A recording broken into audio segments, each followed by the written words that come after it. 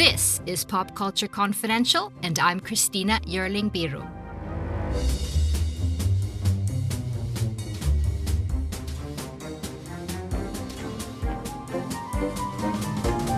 Hey everyone, thanks so much for joining me.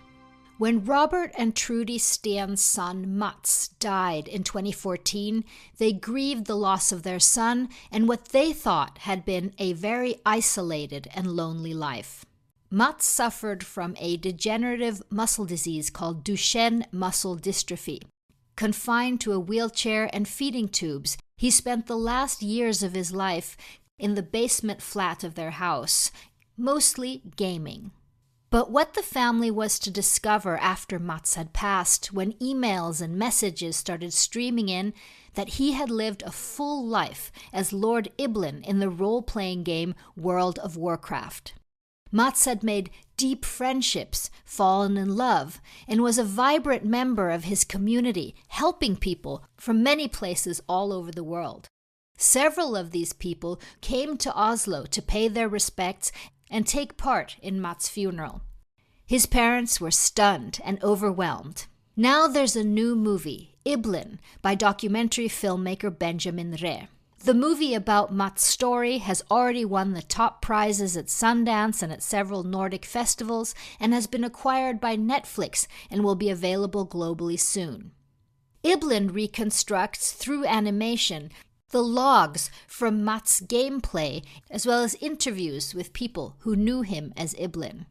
Mats' father, Robert Steen, a former city council in the Committee of Health and Welfare in Oslo, has been taken aback by the incredible, emotional responses he's received after the screenings these past few weeks.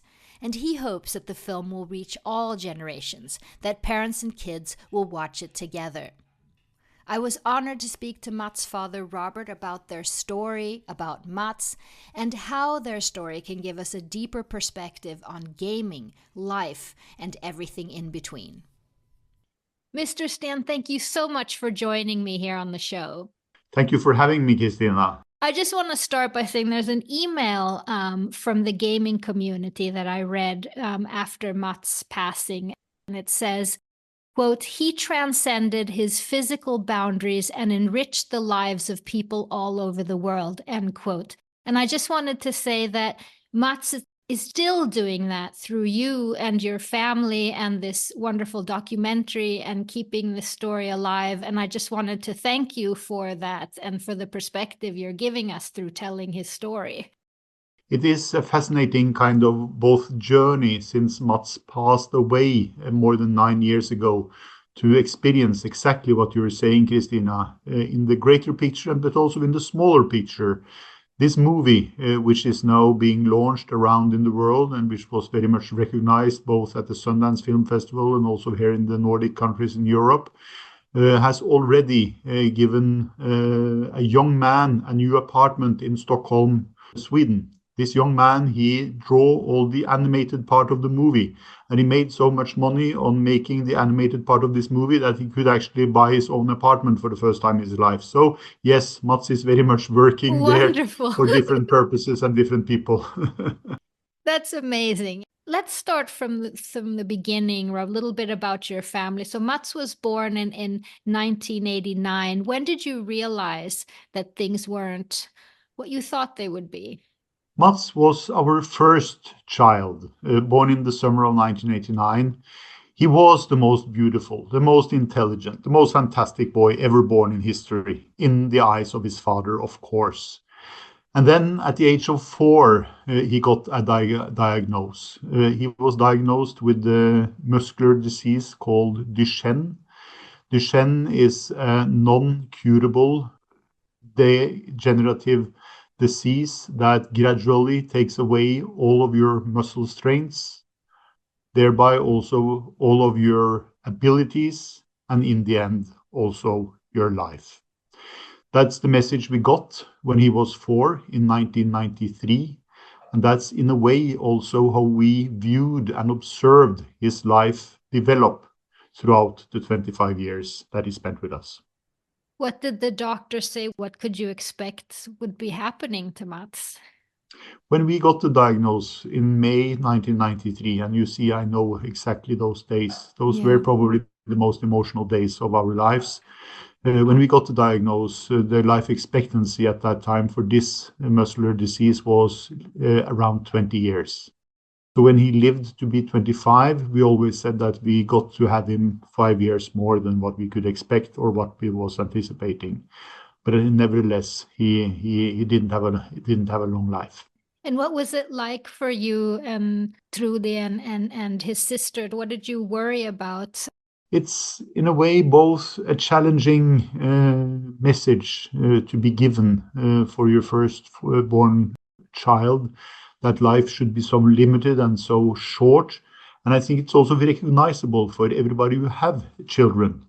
Our dream for our children is very often that they should become a little bit better version than ourselves.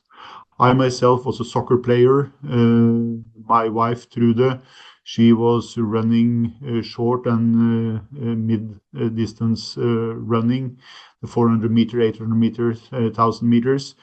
So she was an athlete. And this was, of course, also dreams we had for our children, that they could play a little bit better than I did, that they could run a little bit faster than Trude did, and so on and so forth. Norway is a country with a lot of trees, so we also say that our children should learn how to climb the trees. When we got the diagnosis, all of these dreams were shattered. We got the message that Mats would not be able to walk after his 8th birthday. We were given the message that as this disease progressed, he would be more and more isolated. He would never probably be able to experience real friendships. He would not be able to experience falling in love.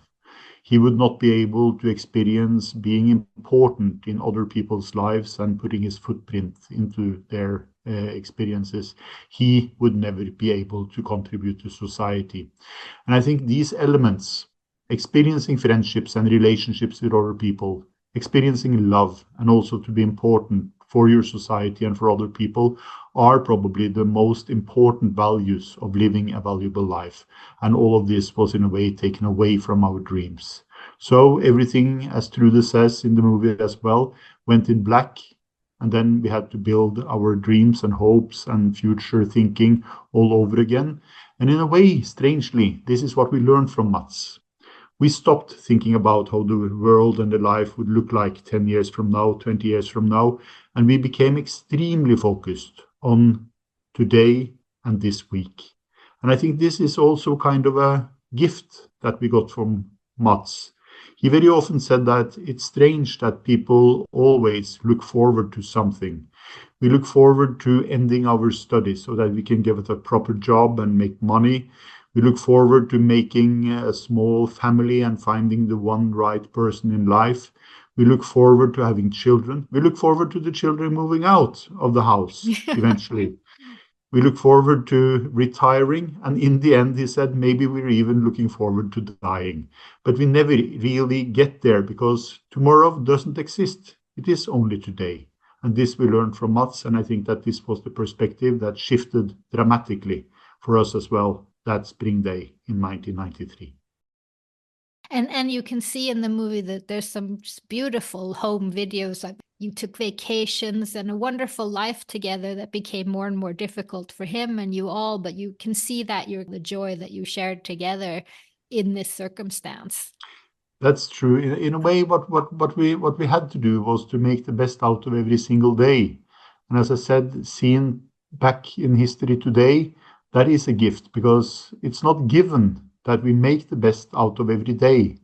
Very often we are in a way thinking that we should make the best out of the day next year or the year after.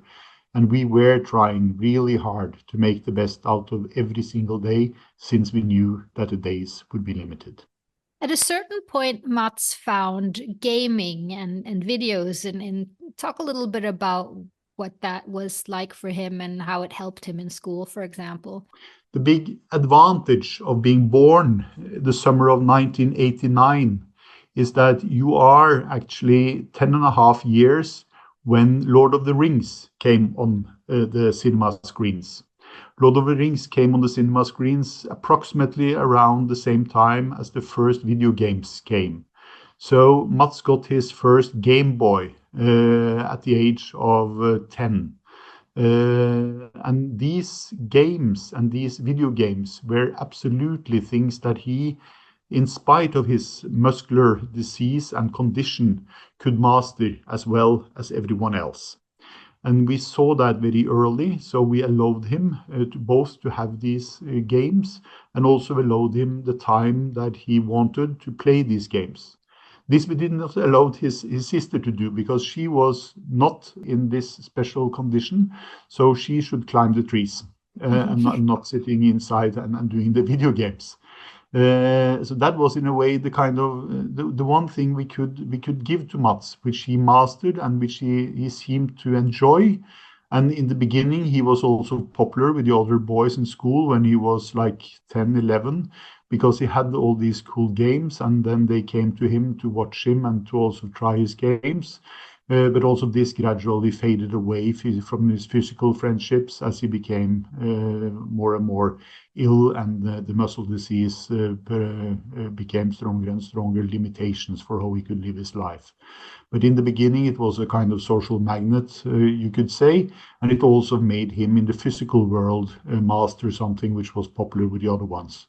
But once this also then disappeared in the physical world, he took it inside to his home, and that is when that is where he found this kind of second life, which I guess that we will come back to, Christina. Yeah, we're going to come back to that. We also worried about the time he was spending in front of screens and sort of in the basement or in his room playing. Since Mats' physical abilities were limited, I don't think that we were so afraid, but we were sad. We were sad that his life didn't consist of anything else than sitting in front of a computer gaming. And I think this sadness is actually transferable to the feeling of parents with children without any kind of special diseases, illnesses, handicaps, the normal people or children and young people who spend a lot of time in front of the computer. This sadness is transferable to the fear. We fear that they are lonely. We fear that they are isolated, and we fear that they miss out on lots of things. For instance, physical activities, relationships with friends, all these things. And again, what I have learned the 9 years after Mats passed away, the reason for this fear is because we have very little knowledge about what is going on inside of these video games, which in a way this movie, Ibelin, is all about. On November 18th, 2014, Mats passed away. You decided after a while, this must have been such a terrible period for you, but you decided to reach out through his blog, which was called Musings of Life, because you realized he probably had some people out there who were wondering why he hadn't logged on for a while. What happened when you sent that message? It's correct what you describe, Christina. It was, of course, a very special time of our lives. Mats had passed away on the 18th of November. I don't think you can ever really prepare for losing a child. So when it happened, even though we didn't know it would happen, it was a shock. We were sitting in the living room at home. We couldn't sleep. We were sitting on top of each other in a sofa. People were walking in and out of the apartment. Some had brought some food, some had flowers. They were trying to comforting us, and everything was kind of a blur. Then I think that after a while, we started to think about those thousands and thousands of hours that Mats had spent online in this gaming world and in this community in World of Warcraft called Starlight. And we felt an obligation to give some kind of a signal to these people that Mats would not log on again, and to at least try to communicate what has happened. But we had no idea on how to do that, because neither of us had ever been gamers. We had no idea how to enter into World of Warcraft, and we had no idea on how to reach his friends in World of Warcraft through the game. But 2 years before Mats passed away, he started, as you said, this blog called Musings of Life, where he talks about how it is to have this muscular condition and living in Oslo, Norway, and how his life is. Mats had given me the password of this blog. So what I did was that I wrote a final kind of article on this blog, which I called "A Journey is Over." And in this article, I told what had happened the day before, that Mats had passed away, that we had lost a son, a brother, and a dear friend. And then I left my email in that blog post. I had no idea what would happen. I had no idea if this blog post was read by anyone or whether it would reach anyone. And I think it took less than 2 hours before the first mail came. And it was this characteristic pling of the Outlook mailbox, bling, that reached our ears. And we went over to the computer to see what had arrived. And it was a strange name from a strange place in a strange world. And we were wondering, is this spam or is it real? And while we were wondering, the second mail came. Bling. Third one. Bling, bling, bling. And it just crowded in our inbox. I think we received within the first 2 hours 50 to 70 mails from different people all over Europe who told long stories about their relationships to Mats, how strong friendships they have experienced with Mats, how close they were, how sad they were over the fact that they have lost such a dear and close friend. And of course, all of this was extremely strange for us, given the fact that Mats had been living under the same roof as us for his entire life in 25 years. And the last 8 years, no one had come to the door to knock or to cling the bell to ask if they could be together with Mats. We had never seen a physical friend. We had never seen a physical girlfriend, or like Anne, 62 years from London. Maybe we would have been shocked if a woman of 62 had come and knocked on the door of my son of 25. But we haven't seen any of these people, and we didn't even know that they existed. And they had never seen Mats either. But through these mails, which we read throughout the night, we experienced that they knew as good as I knew Mats. And their friendships, they were probably stronger than most of the friendships that I had experienced in the physical world. But they were developed on different platforms and in different environments than what I had experienced. And maybe that was the main reason for why I hadn't seen it. What were some of the things that they said about Mats? So many different kind of stories, which of course develops in friendships. We know that if someone had started or challenged all the friends you have had through your life, Christina, to describe the relationships they had with you, they would be different, and they would be probably also containing lots of interesting different stories. And that was what we experienced with Mats as well. One example, a school teacher in Denmark, age 44, so she was like 19 years older than Mats. She said that when I got the message through the blog this morning, I went to school as normal. But while standing there in the first lesson with the children, age 12, 13, I just started to cry. And I continued to cry and cry, which, and I think I quoted correctly, is a little bit impractical when you are teaching children. So, and I couldn't stop crying, so I had to go home for a sick leave. And I'm now sitting at home wondering, what happened? How could I be so emotionally hit by the fact that a person who lives in a different country, who I have never met have passed away. How is that really possible?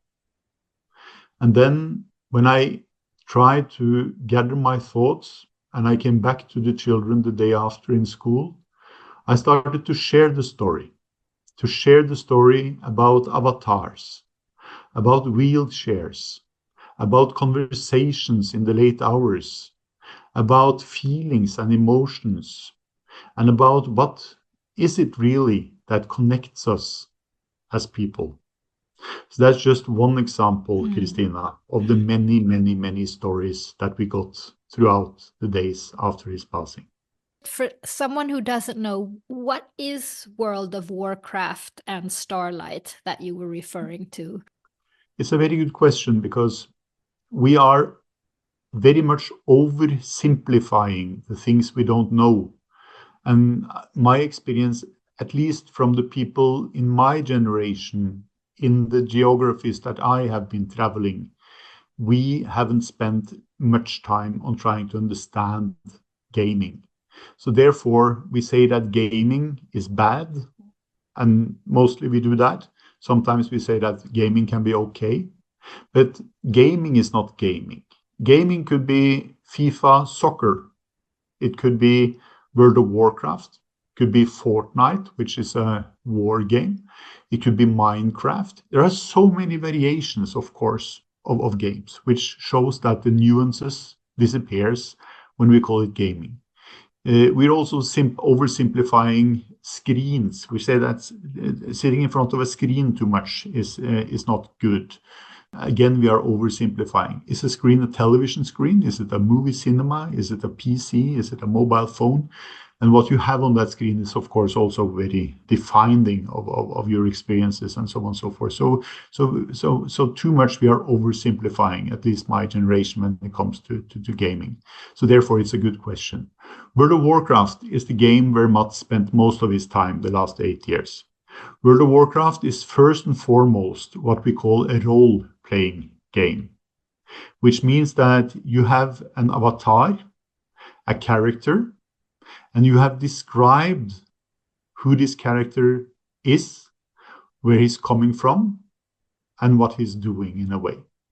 Mats's avatar was a big, strong person, guy, whose name was Ibelin.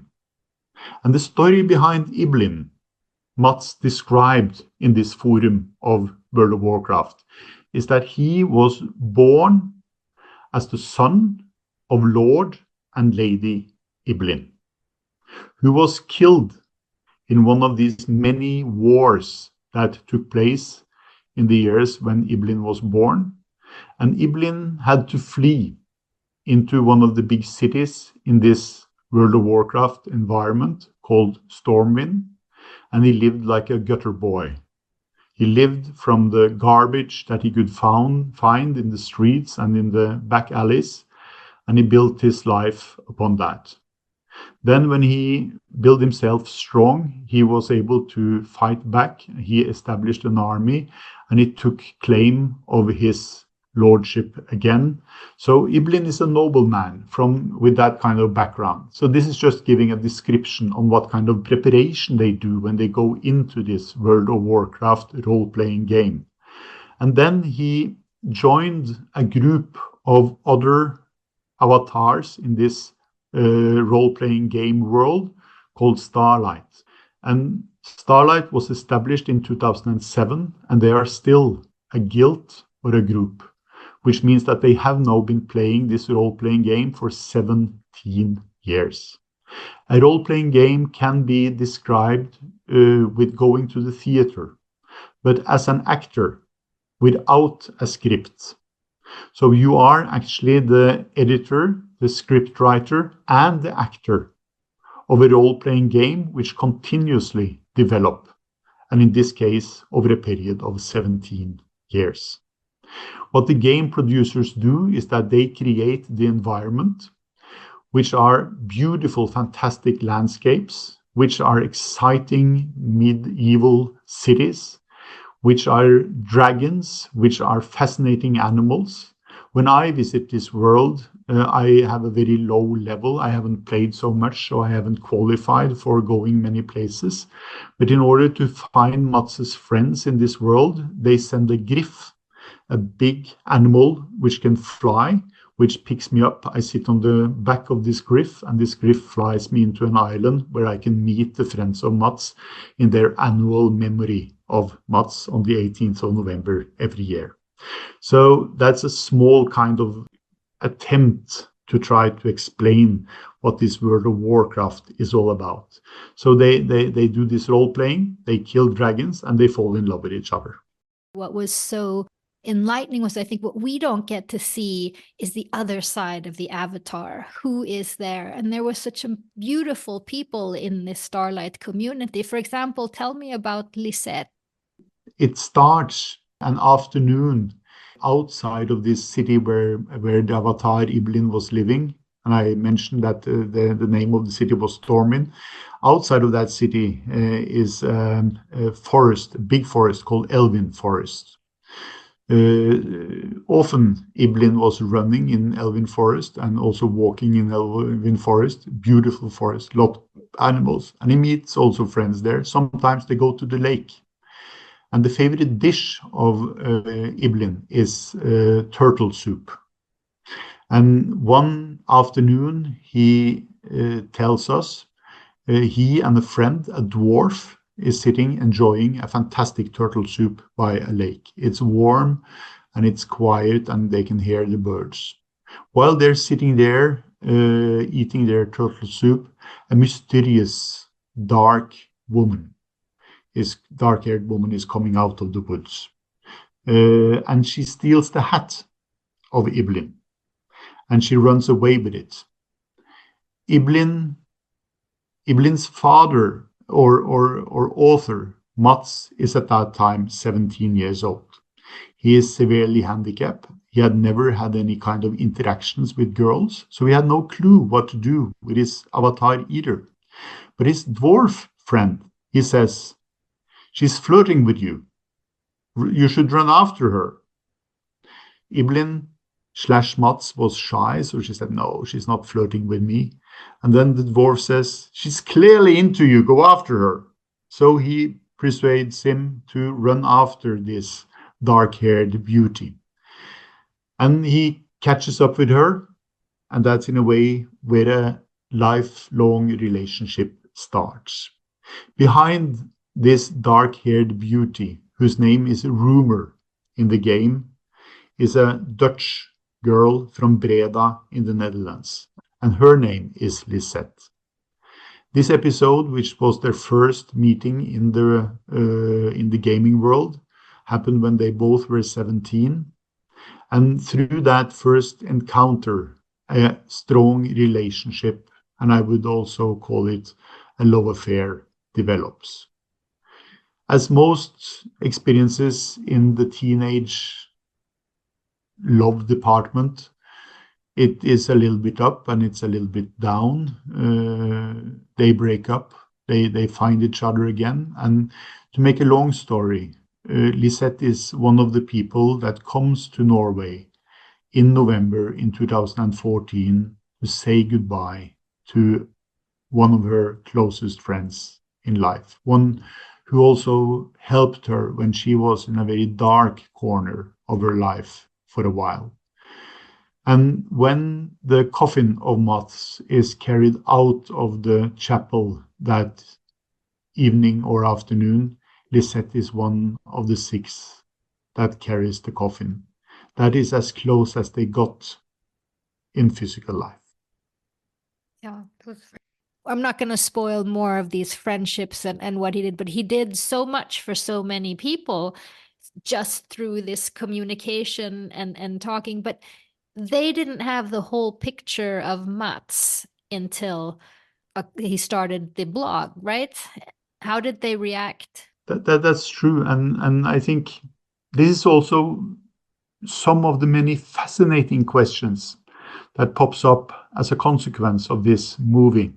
Because as you say, or he hid his handicap and his muscular disease.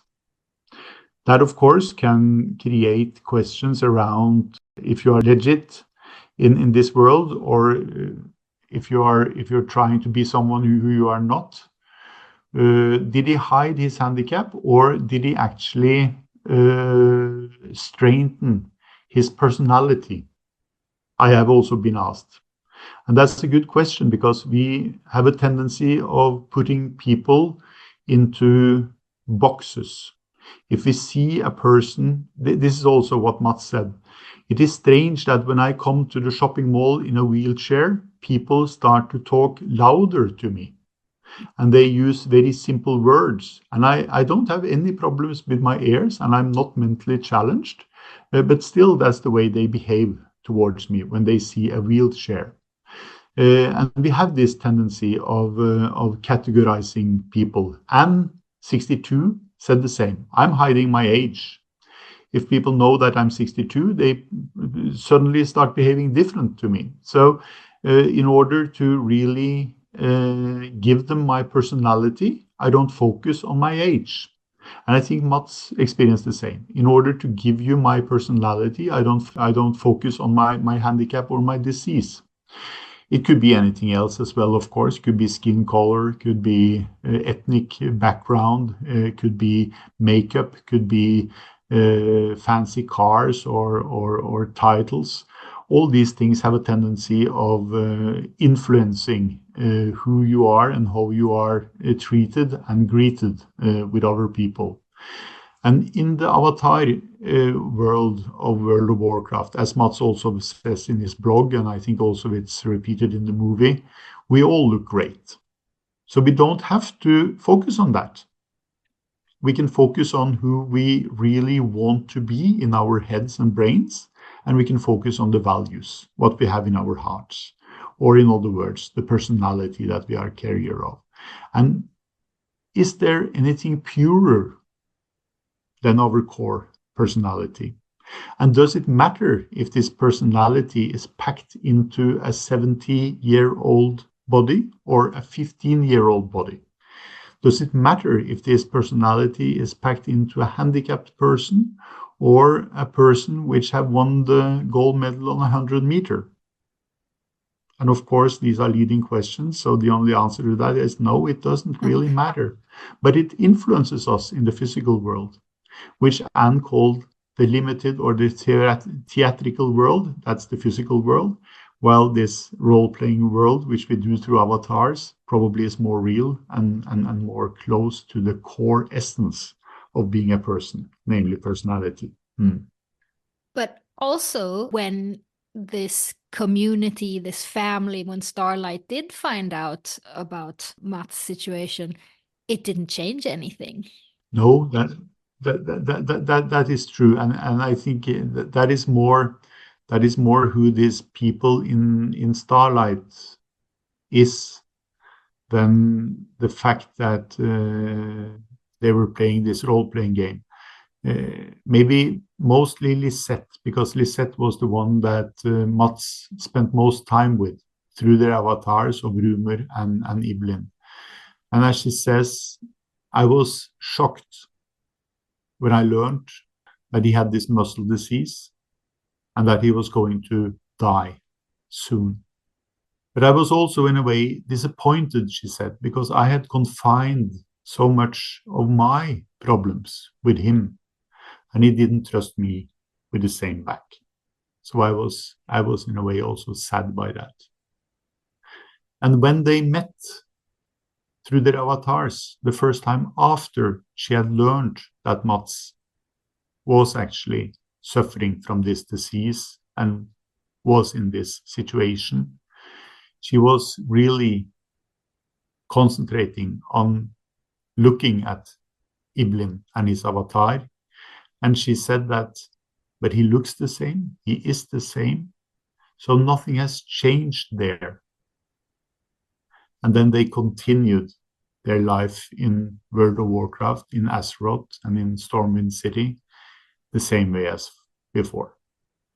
I don't know if that would have been the same case if they had met in the physical life for the first time with Mats and his condition and his wheelchair and him only being able to move his fingers. I think it helped with the avatars. But the personality, as she says, that was the same. Nothing had changed. So we continued as before. But of course, then she also knew that we have between 18 and 24 months more to go. When you all realized this, I mean, particularly when this small group of wonderful people from Starlight came to Oslo for the funeral, you had read through this and you had read their emails. Is it possible to explain how you and Trude and Mats' sister felt, what you realized? I think first and foremost, and almost only, we felt happiness. We felt relief. We felt also a little bit of understanding, because in spite of these extreme challenges that Mats was given from birth, in spite of the extreme limitations that he had upon his life and also the short life that he was given, he was never bitter. He was never angry. He was almost never sad, at least not more than usual people. He was always curious. He was always happy. He was always smiling. He had all these abilities which we very often link to people with strong resources and long lives ahead of them. And I never understood how he could create or establish all this optimism, all this happiness, all this joy in his life when he was only sitting there in the basement of our house in front of a computer all night, sleeping all day, because it looked so isolated, it looked so sad. And when we started to realize that he was never alone, he was never isolated, he experienced friendships, relationships. He did fall in love. He did experience love. He was at time accused for being a womanizer, which I, as a father, was a little bit proud of. All of this explained also his mental strength. But we didn't see it as long as he was alive, which maybe was the one thing which was a little bit sad about this story. I've been asked sometimes if I regret on something after having learned about this virtual life of Mats. And I think regretting is a too strong word. But if I were to give some advice based on my experience as a father in this situation, it would be that adults should, to a stronger degree, ask to be invited into this virtual world as well, to meet the friends that our children have there. I was participating in all the handball matches of my daughter, all the trainings. We participated in all the parental meetings in school.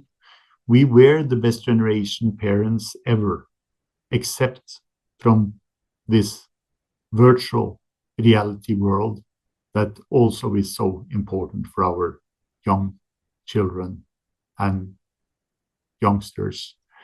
This part we didn't spend much time on understanding. When Mia had played a handball match, I always asked her how many goals she scored, and if she had scored a lot, she was proud, and I was proud. If she hadn't scored any at all, she was sad, but I was still proud. I never asked Mats how many dragons they had been killed. I never asked how many challenges they had solved. I always asked Mia how it was with her friend when she broke the arm. I never asked Mats how his friends in the World of Warcraft was. And then that world opened up for you, and you could see those friends. Yeah, it's wonderful. We were just watching the hearings in the States. I don't know if you saw those about the child safety online, where representatives from everyone from Facebook to TikTok, and there's a lot of discussions about the dangers of the webs, particularly for children. What have you learned? How do we protect children from the sides of it that can be bad? Chances have brought me to a position where I am at present heading an expert committee on behalf of the Norwegian government, who will deliver our report in November this year. What we have been given as task is to look at the dangers of the screens for people between 0 and 19 in Norway. I'm heading that expert group. I'm also working with professors, with scientists, with people that know a lot about health, know about mental health, know about our ability to learn and relationships around all digital kind of tools and arenas. So I also watch what is going on in other countries. Again, we should never oversimplify. It is huge nuances. There are so many different elements in these kind of questions. I think it was Anne during the funeral that said to me, we have a saying in England saying that you should first try to understand for then to be understood. So in order for us as legislators, as adults, as those who are responsible for putting the frames on the lives of our children, we should very much try to understand what all these digital screens, digital tools, digital games, digital products are doing with and for our children before we should be too strong on our conclusions.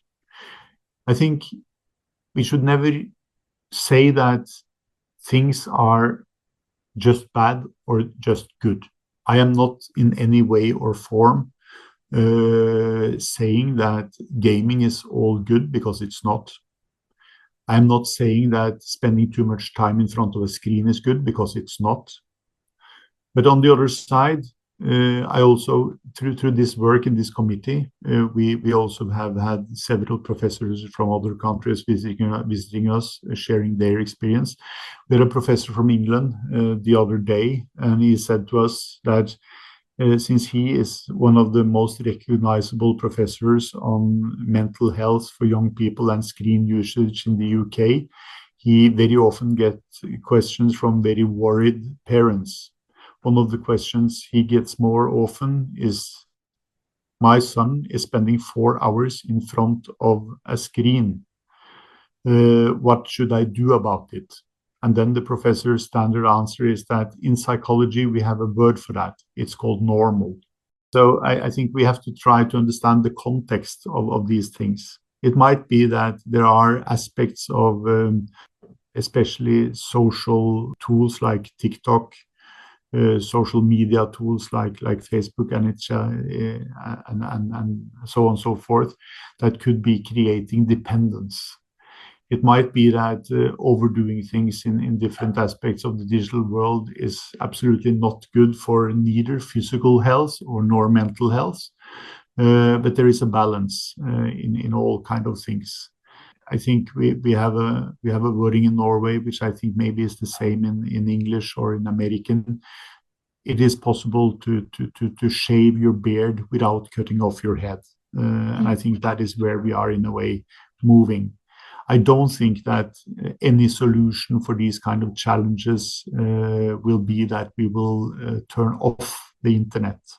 No. I don't think that any kind of solutions in these kind of areas is to de-invent social media. So we have to find ways of understanding it and to live with it in the best possible way. And here, I think the biggest challenge is with the adult generation who have not spent a lot of time, I think, in really understanding what is going on these very important arenas for our young people.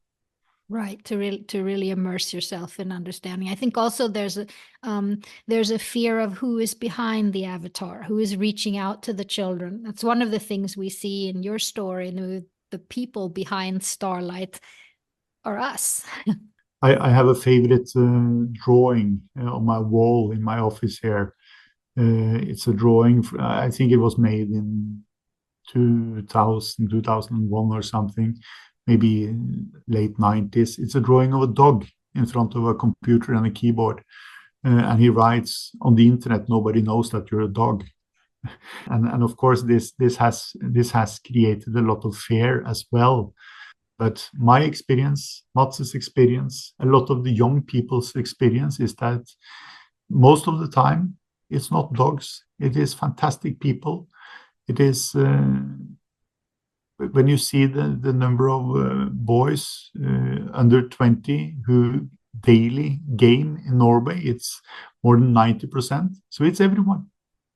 Just the same way as you meet people in a school or a kindergarten, out in the street, in a shopping mall, in the physical world, it's the same people you meet online.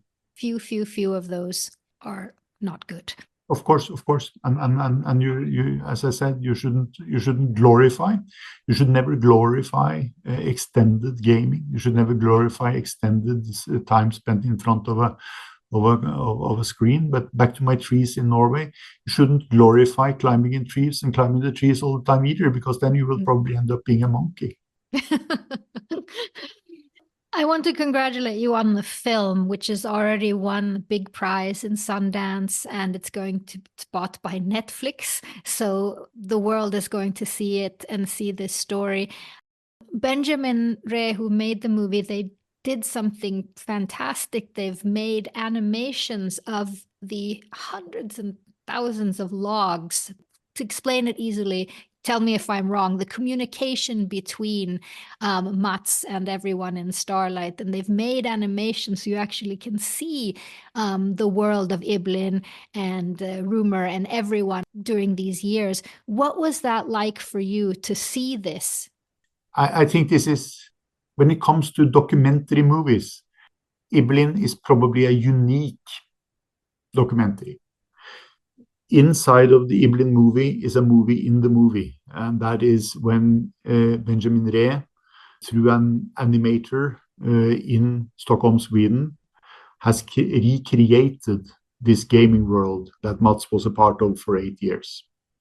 The reason for why they have been able to do that, and also the reason for why it is unique, is that all the communication in this gaming world in 2007, 2008, 2009, for the 8 years that Mats was a part of this community, was done to chat. This was before both bandwidth and processors and data storage capacity was big enough to do this live through voice or picture or video. So all communication was done through chat. All of this chat was logged by Starlight. They had actually started, they recorded all the chat and they stored the chat on their forums. But forum chats from 8 years, starting in 2006, 2007, disappeared when the servers were changed 1 time, 5 times, 10 times through all of these years. But through the work with preparing for making this movie, Benjamin Ree and his team found a server on a storage in Hong Kong containing 42,000 pages of chat log. And through these 42,000 pages of chat log, they have been able to recreate what really happened in this gaming world. And they have animated it in a way that we, who have not been part of that world, really can sit in the cinema audience and watch this and understand what is going on. I know for a fact that the goal of Benjamin, who is 34 years old, the goal of Benjamin was that he was going to make a story about this gaming world, which his grandmother, who is 93, would understand. Today is Tuesday. On Thursday, we will have a premiere of the movie here in Oslo. And I know for a fact that Benjamin's grandmother of 93, she will come. So that will be the proof of the pudding. Does she understand after the movie World of Warcraft, Starlight City, Stormwind, all of these things? Will she understand it? And I think she will. What she will understand is the friendships. she will understand, and she will also understand the beauty of this world, and she will understand why it is so important for those who have actually stumbled into this world. Now that the movie soon will be all over the world, what do you hope the reactions will be? I have one strong wish for this movie, and that is that it is something that the generations will see together. And the reason for saying that, Christina, is rather broad. I observe and also fear that we live in a world which becomes more and more fragmented. There are less and less things that binds us together. I think the strongest single element that bind people together are shared stories. And shared stories can only be created through story sharing. And we are less and less sharing stories. I think what we saw on the 6th of January 2021 under the storm of the Congress in the US is not the kind of shared stories in a nation that the US have been so proud of and so famous for. We see the same in Europe. We see the same in other parts of the world as well. The fragmentations are tearing us apart. We also see it between generations. The young people are taking their iPads and go to their boys' room or the girls' room, and they watch their YouTube videos while the parents are sitting in the living room watching their analog television shows. So we don't have that kind of storytelling arenas anymore. And that tears us apart. If this movie can be participating or contributing to bringing the generations together around a story, which then can be a discussion starter for why are you so interested in gaming? I now understand a little bit more about what this is, and it has created curiosity with me. And it is the adults that have the main, I think, responsibility here. If we can use this movie for creating those kind of intergenerations experiences, story sharing, and also discussions, then we have accomplished a lot. Well, I think it definitely will. It was for me, I have to say. So I think it will. How often do you visit Starlight? Once a year. They Once have a year this for the memorial. for the memorial, yeah. As I said, my dwarf only are on level 4, and it's limited what I can do, and I don't have so much time to build this level. I have all these other things I have to do as well. Yeah. But having said that, it's not only serious things. I also watch a lot of sports on television, so I could have, of course, prioritized to build level in Stormwind City and in World of Warcraft, and maybe I would have been both better and a more happy person as a consequence of that. But I still watch the skiing in the television in the weekends instead. Well, you are Norwegian, so watching the That is skiing true. sort of. that is part of our common storytelling. Yes, that's true. Exactly. But thank you so much for telling your story and for telling Matt's story. And thank you very much for taking your time with me. Thank you for inviting me, Christina. It's been a pleasure. Thank you so much to Robert Steen. Ibelin has been acquired by Netflix and should be available globally very soon. And thank you so much for listening. Pop Culture Confidential is a part of the Evergreen Podcast Network. Subscribe to the show wherever you get your podcasts. See you next time.